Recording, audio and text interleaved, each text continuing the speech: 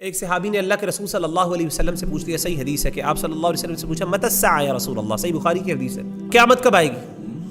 آپ صلی اللہ علیہ وسلم نے جواب دینے کے بجائے، آپ بھی پریڈکٹ کر سکتے تھے، اندازہ لگا سکتے تھے، جس طرح بعض اوقات ہم سے پوچھا جائے، ہم کہتے ہیں یار ابھی ٹائم ہے، دیکھو یہ بھی ایونٹس ہونے والے ہیں، لمبی کہانیاں سنا سکتے تھے، لیکن آپ صلی اللہ علیہ وسلم نے بجائے اس طرح کی باتوں کے آپ صلی اللہ علیہ وسلم نے پوچھا وما اعددت لها، یہ مجھے بتاؤ کہ تم نے اس کے لیے تیاری کیا کی ہے۔ پریکٹیکل جو چیز ہے نا، جس کا تعلق آپ کی زندگی، اس چیز کا کوئی تعلق نہیں ہے قیامت کب آئے گی، کیا ہوگا، کیا، اس کو چھوڑو، تم یہ بتاؤ اس کے لیے تم نے تیاری کی ہے کہ نہیں۔ جب تک اللہ آپ کو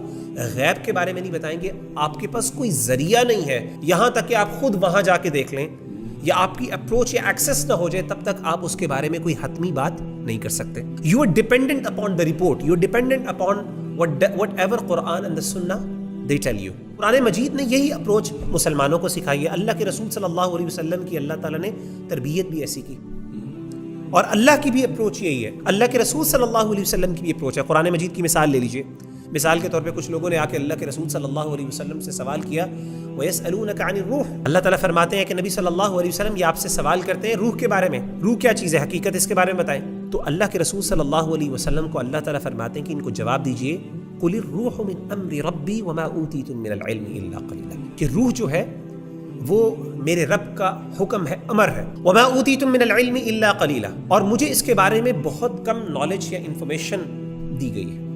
اس سے زیادہ مجھے نہیں پتا۔ مجھے یہ پتا ہے کہ روح کوئی چیز ہے اور اللہ کو اس کے بارے میں صحیح علم ہے، میرے پاس اس کا نالج نہیں ہے۔ اب اس پہ ڈسکشن کرنا یا اس پر بحث کرنا، اب دیکھیں اللہ کے رسول صلی اللہ علیہ وسلم سے بڑھ کر کوئی ذہین اور فطین کوئی شخص نہیں تھا، آپ صلی اللہ علیہ وسلم سے بڑھ کر کوئی لینگویج کا ایکسپرٹ نہیں تھا۔ ڈسکشن کرنی ہوتی، کنونسنگ پاور اگر کسی کے پاس اللہ نے کسی کو دی تھی، وہ نبی صلی اللہ علیہ وسلم کو دی تھی۔ آپ کے لیے کوئی مشکل نہیں تھا، آپ اس کے اوپر بہت زبردست تقریر کر لیتے، بڑے زبردست لاجیکل اور ریزنیبل آرگیومنٹس پریزنٹ کر سکتے، بڑی اچھی تھیوریز یا فلاسفیز پریزنٹ کر سکتے، آپ نے نہیں کیا۔ آپ کو اپروچ کیا سکھائی گئی؟ قُلِ الرُّوحُ مِنْ أَمْرِ رَبِّي وَمَا أُوتِيتُم مِّنَ الْعِلْمِ إِلَّا قَلِيلًا۔ یہ غیب کی معاملے ہیں،